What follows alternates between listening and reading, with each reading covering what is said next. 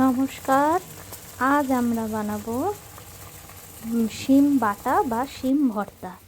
প্রথমেই দেখে নিলেন আমি শিমটাকে ভালো করে সেদ্ধ করে নিয়েছি। তারপরে সেখানে কিছু রসুন কুচি আর কাঁচা লঙ্কা দিয়ে ভালো করে শিম যেটা সেদ্ধ করে নিলাম সেটাকে ভালো করে এবার বেটে নেব। মিক্সিতেই আমরা বেটে নিচ্ছি। বেশ ভালোই মিহি পেস্ট করে যত বাটা হবে খেতে কিন্তু ততই ভালো লাগবে। তো আমি সেদ্ধ করা শিমগুলো দিয়ে দিলাম। তার সাথে দেব হচ্ছে যে কটা রসুন নিয়েছিলাম, প্রায় 7-8 কোয়া মতো রসুন,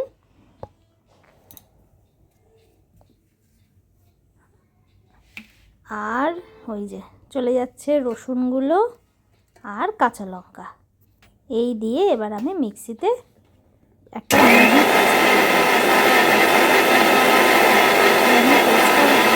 কেমন ছোটো সুন্দর একটা পেস্ট হয়ে গেছে। এবার কড়াইতে এটা আমি সর্ষের তেলেই করব। সর্ষের তেল নিয়ে ভালো করে তেলটাকে একটু গরম করে নেব। সুন্দর তেলটা গরম হয়ে গেছে। চলুন এখানে এবার ফোড়নে দেই কালো জিরে ফোড়ন দিয়ে দিলাম। এবার যে কাঁচা পেঁয়াজগুলো কেটে রেখেছিলাম ওগুলো একটু বেরেস্তার মতো করে আমি ভেজে নেব। ভেজে নিলে বেশ দেখেছি টেস্টটা আরও ভালো হয়।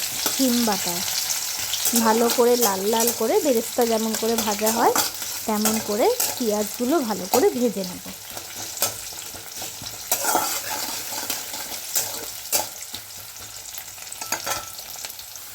দেখুন সুন্দর পেঁয়াজগুলো ভাজা হয়ে গেছে। এবার সেই পেস্টটা পেঁয়াজের ভাজার মধ্যে দিয়ে দিলাম। কেউ কেউ চাইলে আপনারা পেঁয়াজ ভাজাটা তুলেও রাখতে পারেন, একদম শেষে আবার মেশাতে পারেন। কিন্তু আমার মনে হলো একসাথে জিনিসটা দিলে পুরো জিনিসটার সাথে একদম মেখে যেটা বলে একদম মিশে যাবে। সামান্য স্বাদ অনুযায়ী নুন দিলাম, সামান্য একটু হলুদ। এবার ভালো করে এই যে পেস্টটা বানিয়েছি সেটাকে ভালো করে মিশিয়ে নেব। কিন্তু একটা জিনিস দেখবেন, আমি কিন্তু খুন্তি চালানো বন্ধ করিনি, সমানে চালিয়ে যাচ্ছি। না হলে নিচ থেকে লেগে যেতে পারে। আর লেগে গেলে এটার কালারটাও যেমন নষ্ট হয়ে যাবে, খাবারের স্বাদটাও নষ্ট হয়ে যাবে। ভর্তার স্বাদ এবং গন্ধ তার সাথে রং তিনটেই যত সুন্দর হয় ততই তো ভালো লাগে নাকি। এবার আমি দেব সামান্য একটু চিনি। এই চিনিটা দেওয়ার কারণ কি জানেন? আমার শাশুড়ি মা বলেন যে কিছু কিছু রান্নায় 2-4 দানা চিনি দিলে তার স্বাদটা আরও দ্বিগুণ হয়ে যায়। তাই তার কথা মাথায় রেখে একটুকুনি দিলাম সামান্য চিনি।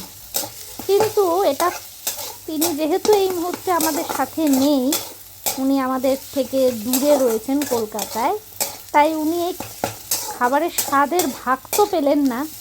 কিন্তু কী আর করা যাবে বলুন। চলুন, মোটামুটি কিন্তু দেখুন এবার অনেকটাই কিন্তু আমাদের এই পেস্টটা তৈরি হয়ে এসেছে। আরও কিছুক্ষণ আমি টানাবো। দেখুন সাইড দিয়ে দেখেছেন কি সুন্দর তেল ছাড়ছে। আর দেখুন কীরকম মন্ডর মতো কীরকম একটা জায়গায় কীরকম একটা মাখা মাখা ব্যাপার চলে এসেছে। পুরোটাই কিন্তু ওই ধিমি আঁচে আমি করেছি, বেশি জোর আগুনের আঁচে কিন্তু আমি করিনি। তাহলে কি হয়ে যায় বলুন তো, জিনিসটার একটা পুড়ে পুড়ে ভাব চলে আসে। পোড়া ভাব হলেও কিন্তু ভালো লাগবে না। দেখুন পুরো রান্নাটাই কিন্তু আমার কমপ্লিট। তৈরি হয়ে গেল আমাদের শিম ভর্তা।